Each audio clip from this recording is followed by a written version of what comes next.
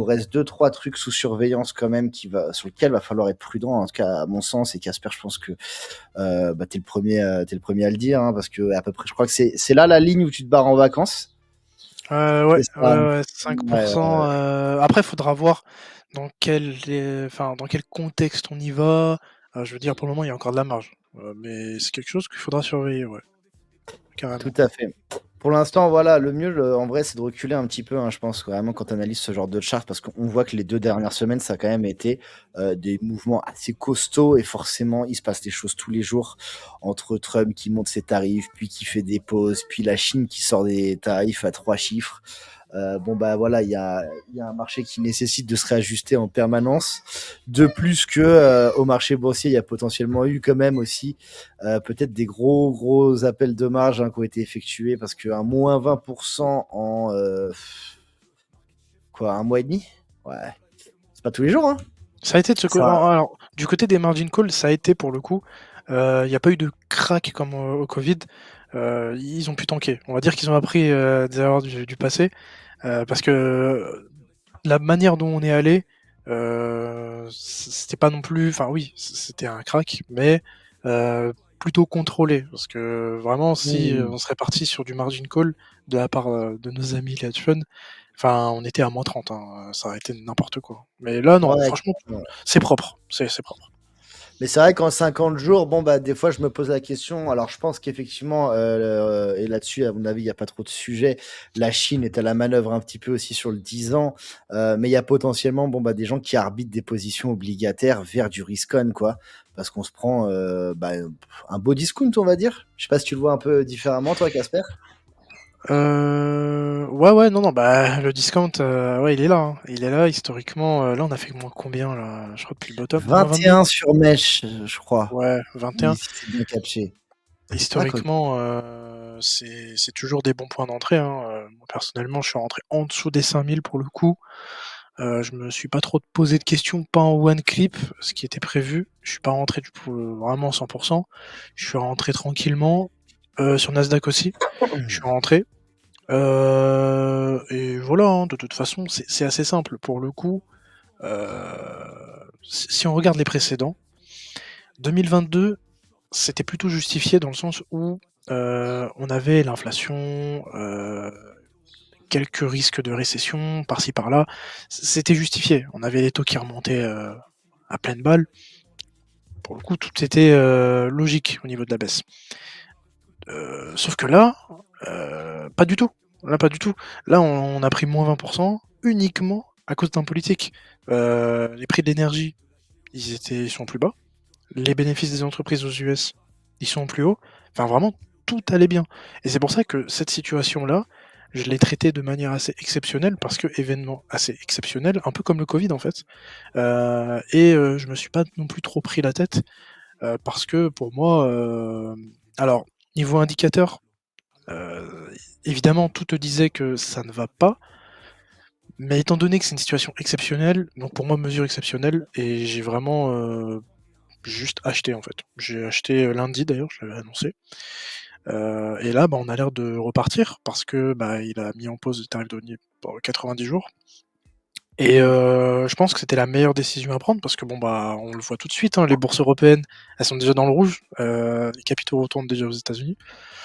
Il faudra voir, évidemment, on n'est pas sorti d'affaire, très loin de là, mais pour le moment, ça va, quoi. Je veux dire, on a vu pire. On nous avait dit que c'était la fin du monde a duré 2 jours.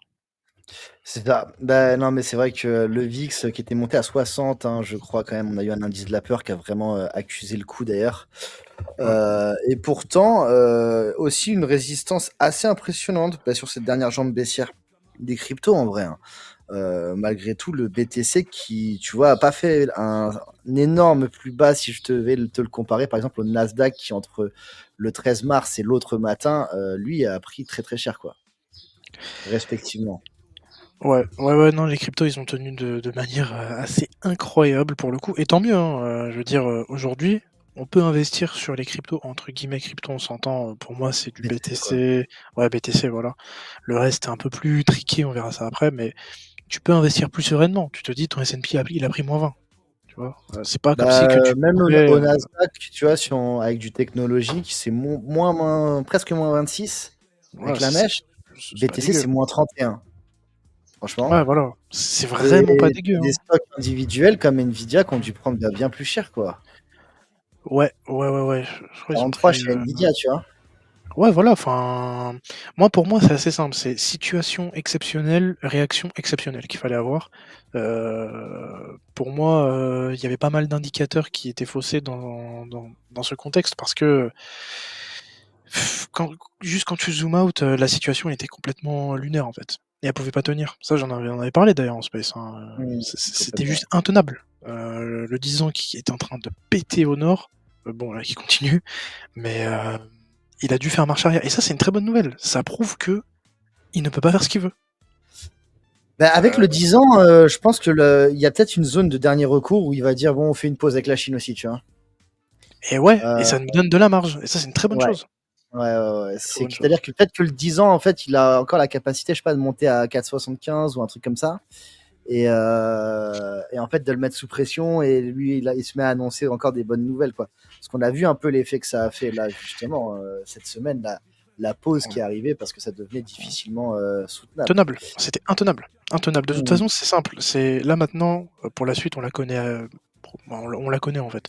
C'est soit Trump, il maintient cette situation, le 10 ans continue à pump, et dans ce cas-là, soit il maintient ses positions, soit Powell, bon, il va devoir lâcher au bout d'un moment. Au-dessus de 5, enfin, juste c'est insoutenable. C'est insoutenable. C'est un niveau psychologique qui est décisif. Donc peut-être qu'on aura des cuts un peu plus agressifs cette année au final. Alors je sais pas, on n'est pas allé voir ça. Bah tiens, j'y suis là, du coup. Ça se reprice hein, quand même en mai, ils se sont calmés. On reste quand même dans la priorité en pause, a priori.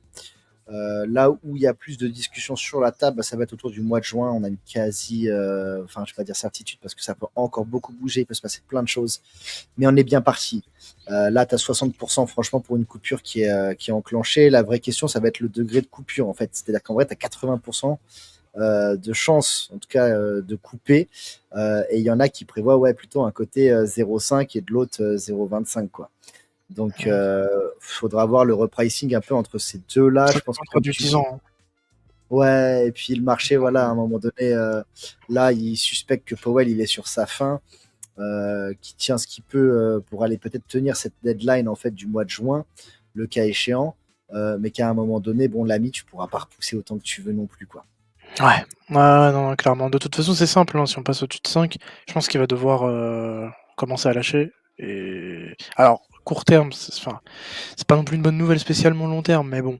Après, on peut se dire que bon, ça va se calmer, qu'on aura des capitaux qui vont commencer à rentrer doucement dans le marché. Il y a toujours cet effet d'inertie, on en avait parlé.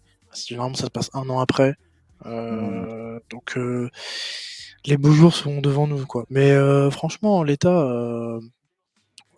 une réaction du marché. D'ailleurs, je sais pas si tu as vu, mais Trump, là, apparemment, il aurait fait fuiter l'info à quelques-uns de ses amis du délit d'initié, qui ont engrangé Ah ouais? ouais, des gains exceptionnels. Ouais, ouais, ouais, ouais. Là, j'ai vu que, à ce qui paraît, il y avait des volumes absolument anormaux qui s'étaient produits quelques 10 minutes avant Exactement. que l'annonce sort. Donc déjà, moi, quand je vois ça, je n'ai même pas besoin d'une source journaliste.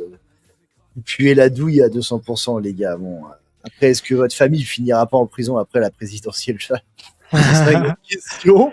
Mais en l'état, ouais, non, ça paraît assez évident qu'à tout ce qui touche, quand même, là, en ce moment, il y a des opportunités d'arbitrage absolument folles, quoi. Et ce serait Mm. surprenant que l'entourage n'y ait pas bénéficié, surtout quand tu connais un peu aux États-Unis la dynamique même des sénateurs et tout, à trader publiquement, exemple de Nancy Pelosi et ce genre de choses. Donc, les politiciens sont très inclus dans le système financier là-bas, quoi. Ouais. Pour qu'on avance un petit peu, du coup, bon, je voulais juste toucher deux trois mots sur le dollar. Dollar qui prend quand même le nuque d'un cycle, hein, littéralement. Hein. Je n'ai pas d'autres mots, hein, Bonne franchement. nouvelle, ça aussi, d'ailleurs. Très très bonne nouvelle à mesure que si on reprend nos esprits avec le taux à 10 ans, bon, techniquement, voilà, là, on vient de lâcher, on est en train de lâcher potentiellement une zone. Ça va donner vraiment pas mal de jus. aux actifs à risque. Par contre, il y a un delta de temps, quoi, peut-être. C'est ce que j'ai envie sur quoi j'ai envie d'attirer votre attention, quoi. C'est le côté, le 7 octobre, on a un dollar qui était à 100, il est monté à 110, le DXY, et on a mooné avec lui, tu vois.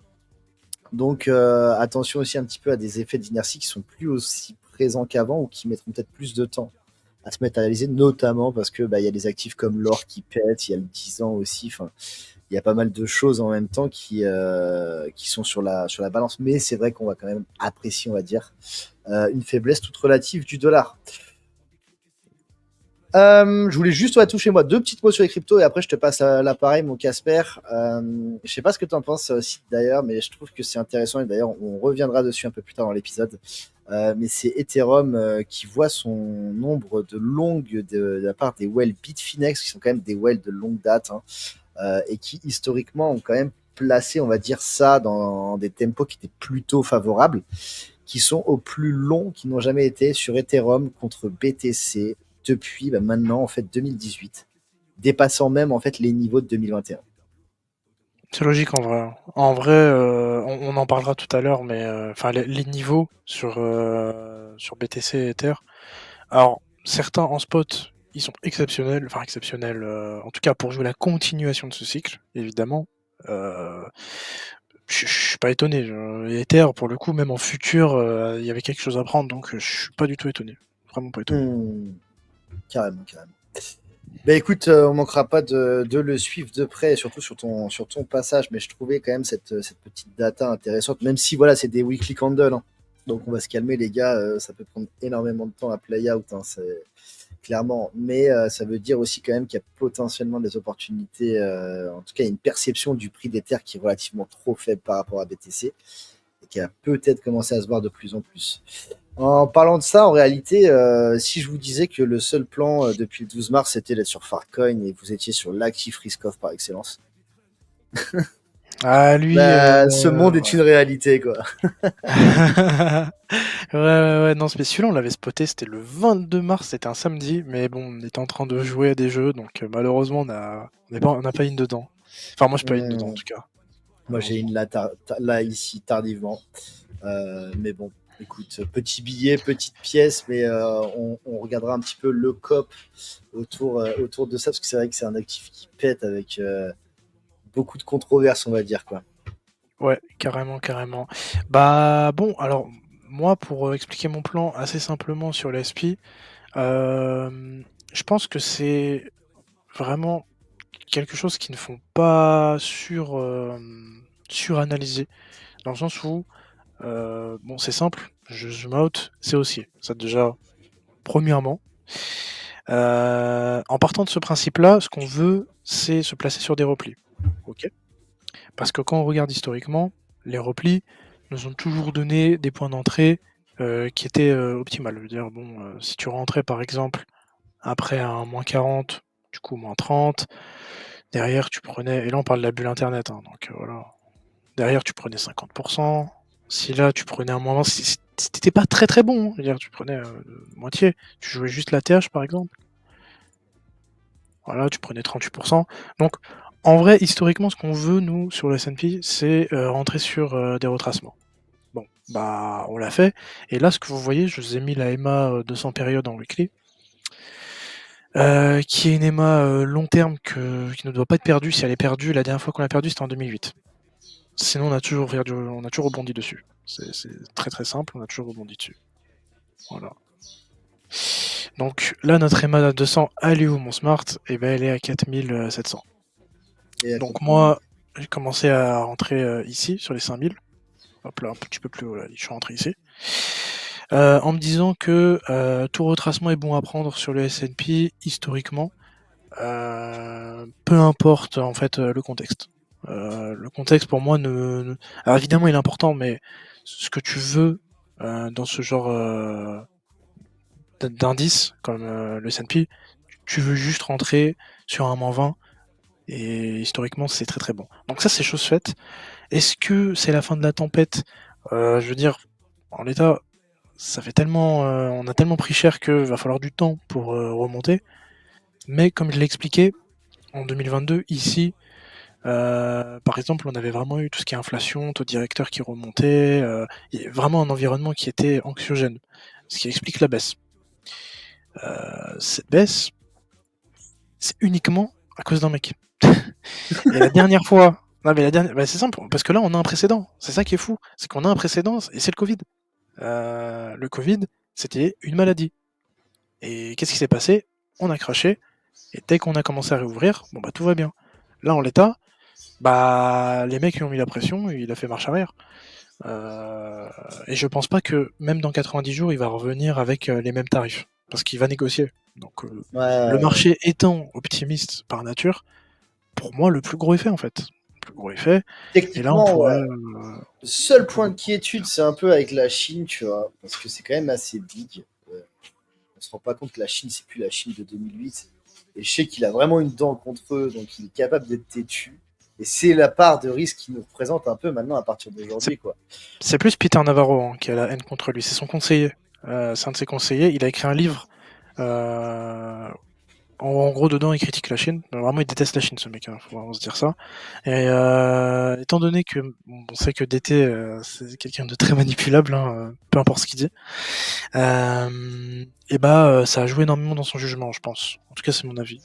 Mm, Donc mm, mm. voilà, voilà. Mais d'ailleurs, même Elon Musk, il l'a critiqué, il lui a dit que c'était que Un Navarro, c'était un tocard. tocard. Ouais, c'est un tocard. Voilà. Ouais, Est-ce qu'il a tort? Moi, je pense pas, mais bon, ouais, chacun son avis. Mais ouais, du coup, long terme, vraiment, bah, le S&P, voilà, il fait moins 20, j'achète. C'est tout, hein. Méthode assez simple. Pour le moment, ça marche bien. Et comme j'ai dit, événement exceptionnel, réaction exceptionnelle. Pour le Covid, bah, c'était la même chose. Si tu te disais que, ok, bon, on a juste tout coupé, mais on va redémarrer parce que c'est juste une pandémie, enfin, en tout cas, c'est temporaire. Bon, bah voilà, on V-bottom, là, je vois pas pourquoi on irait plus bas. Parce que toutes les informations, on les a, ils sont sur la table. On sait que c'est dans 90 jours, on sait qui va rentrer en négociation, euh, toutes les informations qu'on a et qui doivent faire baisser le prix sont déjà là. Donc, sauf guerre ouais. nucléaire, là, je vois pas pourquoi on irait encore plus bas. Sauf si vraiment, euh, alors scénario exceptionnel, mais j'y crois absolument pas, il faudrait que dans 90 jours, ils reviennent avec les mêmes tarifs et qu'ils les maintiennent au moins pendant un mois pour que là, on aille à 4008, 4006, peut-être 3005, tu vois. Ce qui n'est Mm. absolument pas le scénario actuel, hein. Vraiment, on y est, mais à des années-lumière. Donc pour moi, c'est bon, hein. Là, on peut le dire, c'est pricé.